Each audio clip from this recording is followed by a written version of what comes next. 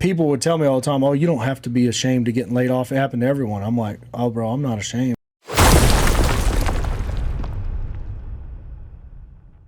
How many people were on the job site?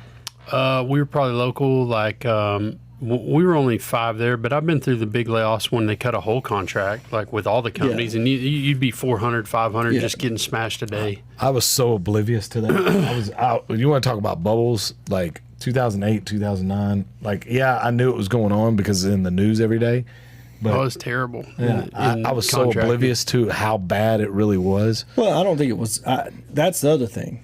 Yeah, it was whatever you made it. Yeah, I didn't go buy a house with no funny money loans, so I wasn't. You know what I mean? But like I got laid off. I got swept up in it, but I didn't miss no meals. I didn't miss no paychecks. Well, I didn't miss a paycheck either. I didn't. I mean, every time I went looking for a job, I found one. Right. I was also 23, 24 years old, having the time of my life, so I was a little bit relieved that I didn't have to go to work every day. I was like, you know.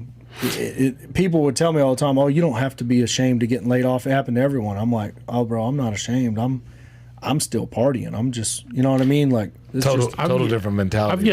I've gotten laid off a ton, like, because the contracts just go. But if you got the reputation of being somebody that puts out work, like, you get a job like the moment you want one. Yeah, and like, I've never had to look for another one. I got laid off from the oil field, and when that call came, I was relieved again. I was like, I've got a brand new baby. I want to spend some time at home.